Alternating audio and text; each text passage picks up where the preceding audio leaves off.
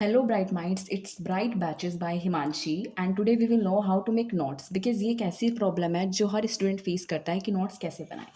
So our first question is how to make notes.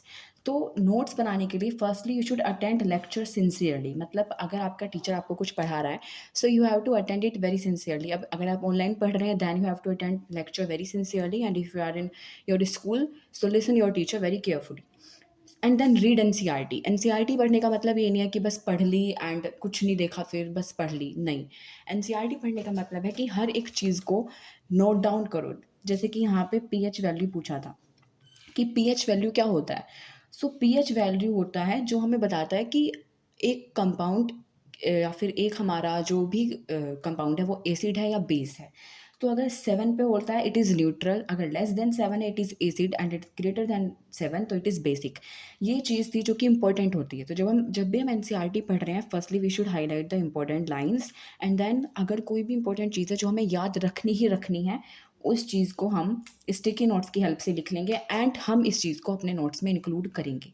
अब अभी हमने एनसीईआरटी पढ़ ली है. एनसीईआरटी पढ़ने के बाद अगर हम जो अपने नोट्स बना रहे हैं, हमने लेक्चर्स अटेंड किए, फिर जो टीचर ने बोला है लेक्चर्स में हमने उसको रफ पेज पे रफ नोटबुक में लिखा. हर चीज़ को हमने रफ रफ नोटबुक में राइट इट डाउन किया एंड देन हमने घर पे आके एनसीईआरटी पढ़ी. उसमें जो इंपॉर्टेंट था वो हमने यहाँ पे लिख लिया. तो फिर जब हम नोट्स बनाएंगे हम उस रफ नोटबुक को लेंगे और एनसीईआरटी को लेंगे और जो भी हमने इंपॉर्टेंट डाला है, जो भी टीचर ने इंपॉर्टेंट बताया है वो सब हम अपने नोट्स में इंक्लूड करेंगे. So our first priority is to attend lecture sincerely, secondly read NCERT, and then include everything in your notes. जो भी टीचर ने बताया है, जो भी आपने पढ़ा है, सब कुछ आपके नोट्स में होना चाहिए. एंड जितना आप अपने नोट्स को डीपली लिखोगे उतना ही आपको एग्जाम में हेल्पफुल होगा.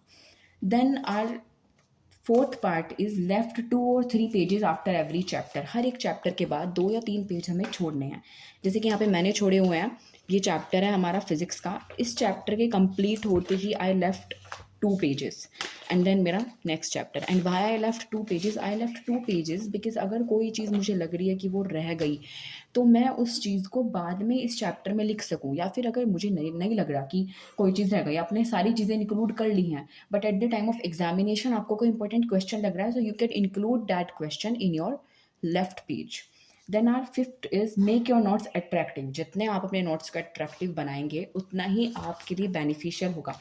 लाइक मैंने ये नोट्स बनाए हैं, I have used colour in it because हमारा माइंड हमारे हाथ में है, मगर हम अपने माइंड को कंट्रोल कर सकते हैं. So the fifth thing is कि हम अपने नोट्स को जितना अट्रैक्टिव बनाएंगे उतना हमारा माइंड हमसे बोलेगा कि यार ये चीज़ तो बहुत अच्छी, इसको पढ़ना चाहिए. लाइक हमने डायग्राम बनाया, मैंने इसको कलर किया.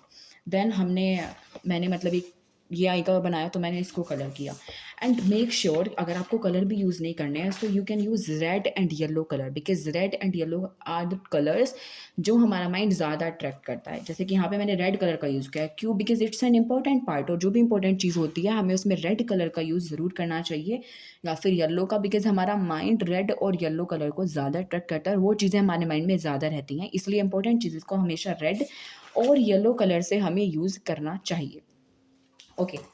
Then what is our sixth thing? Sixth thing is use sticky notes for important things. Sticky notes important things के लिए.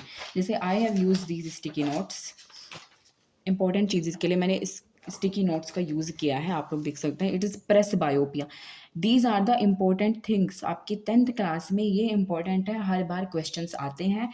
एंड ये मैंने स्टिकी नोट्स पे लिखे हैं. क्यों? बिकॉज जब ये अट्रैक्शन का होता है, जब भी हम अपने माइंड को बताएंगे कि यार हम पढ़ने जा रहे हैं एंड वो अट्रैक्टिव होगा तो हमारा माइंड उस चीज़ को पढ़ने में इंटरेस्ट लेगा. एंड जब भी मैं अपने नोट्स खोल रही हूँ तो मैंने स्टिकी नोट देखा एंड ये कलरफुल है तो मेरा माइंड इस चीज़ को अट्रैक्ट करेगा एंड हम इस चीज़ को पढ़ेंगे. स्टिकी नोट्स पे इंपॉर्टेंट चीज़ें आनी चाहिए. स्टिकी नोट्स पे इंपॉर्टेंट चीज़ें आनी चाहिए. जैसे यहाँ पे मैंने कहा जिसकी सबसे कम वेवलेंथ वही स्कैटर हो पाती है. Like violet, indigo, blue. So हमें इन चीज़ों को स्टिकी नोट्स पे लिखना चाहिए सो डैट हमें अलग अलग जगह से ढूंढने की ज़रूरत ना पड़े. हमारी इंपॉर्टेंट चीज़ें हमारे नोट्स में ही हो with the help of sticky notes. तो हमने अभी तक क्या देखा कि हमें स्टिकी नोट्स का यूज़ करना चाहिए. हमें कलरफुल चीज़ों का यूज़ करना चाहिए। जैसे कि मैंने हर एक चैप्टर पे स्टिकी नोट्स का यूज़ किया हुआ है, यू कैन सी यहाँ पे भी स्टिकी नोट है। एंड हर एक चीज़ पे अगर हम स्टिकी नोट का यूज़ करते हैं तो हमें वो चीज़ें बहुत ईजी हो जाती हैं। एंड हर एक बायो में तो मेक श्योर कि आप डायग्राम्स का यूज़ भी करें। अगर आप बायोलॉजी पढ़ रहे हैं तो मेक श्योर कि आप उसमें डायग्राम्स बना रहे हैं, बिकॉज डायग्राम की लेबलिंग पे क्वेश्चंस आते हैं। और जब आप उस डायग्राम को बार बार देखेंगे, आप जब भी अपने नोट्स खोलेंगे आप डायग्राम को बार बार देखेंगे तो वो चीज़ आपके माइंड में अट्रैक्ट होगी। एंड वो जो डायग्राम है वो आपके दिमाग में एक तरीके से छप जाएगा और उसके बारे में आपको ईजिली समझ में आ ही जाएगा। Then what is our seven thing is revise regularly. देखो भाई, अगर सब कुछ कर लिया है एंड रिविजन नहीं कर रहे हो सो देन कुछ भी काम नहीं करेगा, because if you have done everything and then you are not revising it regularly then it not worth it. Because अगर आप रेगुलरली रिवाइज करोगे तो वो चीज़ क्या होगी, आपके माइंड में बार बार कैप्चर होगी, बार बार कैप्चर होगी। एंड रिवीजन अगर आपका रेगुलरली हो रहा है तो आपको eight the time of examination pressure नहीं होगा, बिकॉज रिवीजन आप कर रहे हो। आपको अपना एक टाइम टेबल बनाना है जिसमें आपको लिखना है कि मुझे इस वीक में ये वाला सब्जेक्ट रिवाइज करना है। हर एक सब्जेक्ट को प्रायोरिटी दो, because it's a 10th standard. ये कोई नीट का या किसी और कॉम्पिटिशन के एग्जाम नहीं है जिसमें सब्जेक्ट्स होते हैं एंड उन्हीं स्पेसिफिक सब्जेक्ट को पढ़ना होता है। इसमें 6 सब्जेक्ट्स हैं और आपको हर एक सब्जेक्ट को प्रायोरिटी देनी है। So revise regularly. मैं अपनी 10th में I have just completed my boards exams now. मैंने अपने बोर्ड एग्जाम्स अभी कंप्लीट किए हैं 7 मार्च को। सो मैं हमेशा रिवाइज करती रहती थी। मोस्ट ऑफ द टाइम मैं साइंस ही रिवाइज करती थी। So like these are the notes and मैंने नोट्स बना लिए। सो नोट्स बनाने के बाद मेरा ये रहता था कि हर week I have to revise it. हर वीक मुझे उसको रिवाइज करना है, सो प्रॉब्लम नहीं आती है। So these are the things जो हमें करनी चाहिए। And make formula sheet also. Maths में फॉर्मूला शीट नहीं बनाई तो क्या हुआ, मैथ्स में फॉर्मूला शीट हमेशा बनानी चाहिए, बिकॉज फॉर्मूला शीट ऐसी चीज़ है जो आपको फॉर्मूलाज आपको अलग नहीं देखने पड़ेंगे। आपके जो फॉर्मूलाज हैं वो आपको आपकी जो फॉर्मूला शीट में मिल जाएंगे, तो बस आपको आपका टाइम वेस्ट होगा। देखिए, आप कहीं पे भी, अब सबसे पहले आप मैथ्स की बुक लेंगे, फिर आप वहाँ से नोट देखेंगे कि अच्छा ये वाला फॉर्मूला, ये वाला formula, it is the wastage of time. अगर आपको टाइम को अच्छे से यूटिलाइज करना है, if you want to grab your increase your mark in maths, so you should make a formula sheet. Formula sheet बनानी चाहिए, जैसे कि मैंने यहाँ पे बनाई है formula sheet. It's real numbers, polynomial, हर एक चैप्टर के जो भी फॉर्मूलाज है मैंने सब लिखे हैं।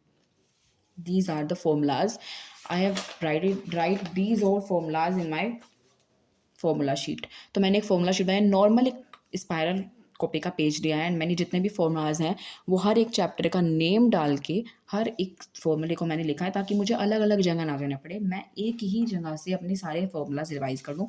सो मेक श्योर कि आप साइंस में, मैथ्स में फॉर्मूला शीट ज़रूर से बनाएं।